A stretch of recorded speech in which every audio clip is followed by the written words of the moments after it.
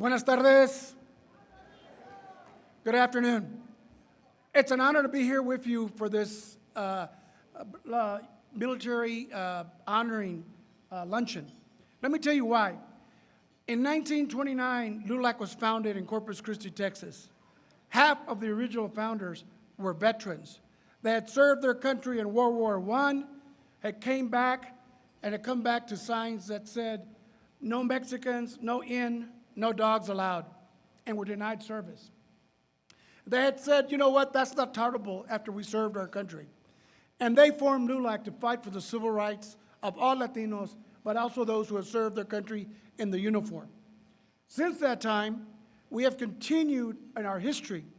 There was a veteran in World War II who was denied, he was killed in action in the Philippines. His body was sent to Three Rivers, Texas. But because he was Mexican American, they wouldn't allow him to be buried in the city cemetery. Think about what I just said.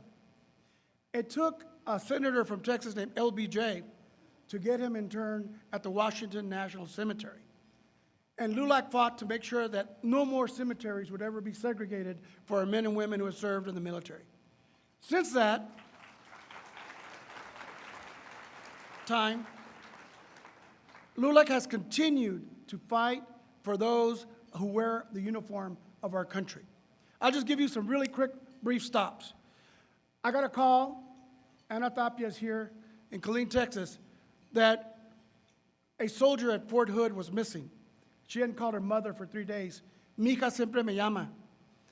And she wanted help, and nobody at the base would help her.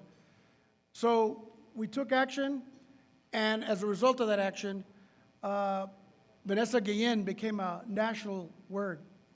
And as a result of that, LULAC got involved in making sure that no woman and no man who served our military would be sexually harassed, raped, or abused.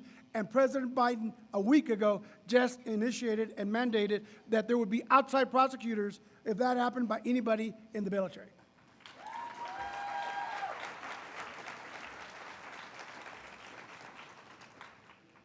We had another family who reached out to us from Arizona, the Caserta family. Their son, unfortunately, committed suicide on a Navy aircraft carrier after having also abused and harassed. And as a result of that, we filed a bill, the Caserta bill, the Brandon bill, that said that anybody who reached out and needed health care, mental health care, would be provided that.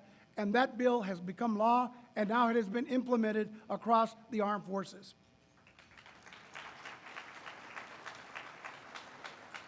I had the honor to know Sergeant Roy Benavides. Anybody ever heard of Sergeant Roy Benavides? Anybody ever seen the movie Rambo? He was the real Rambo. That Sylvester Stallone appropriated his story to create that figure. But he told me, he spoke at one of our chorizo and menudo breakfasts, and he said, Domingo, you understand that the Latinos and Latinos who serve our country, they're como el mezquite duro, nunca se rajan, okay? And I've seen that over and over again, but they have not been honored. So when we found out that military bases were going to be changed, the names, LULAC got to the forefront, and I'm honored today to say that Fort Hood is now Fort Cavazos for the first Latino four-star general in the history of the United States.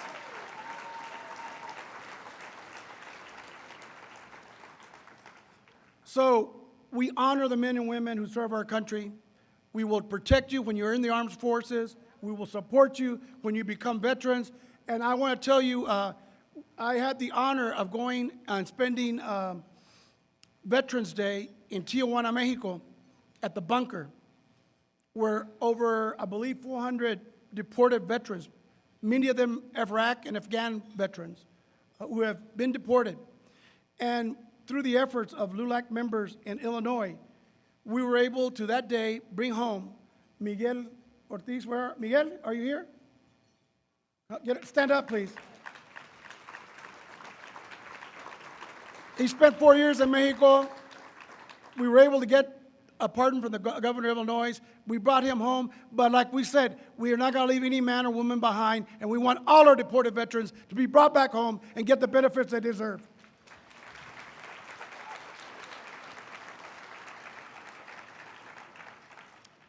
It's my honor also to present to you somebody who's helping us implement all these programs and all these victories. He served as a congressman from the great state of California. He was sworn in as Undersecretary of Defense on August 24, 2021. He's the principal's chief assistant advisor to the Secretary of Defense and one of the highest ranking Latinos in our armed forces. He's appointed as the chief diversity and inclusion officer in April 4th, 2022, to make sure that our armed forces look like America. Let's give a big hand to Undersecretary of the Armed Forces of Defense, Gilberto Cisneros.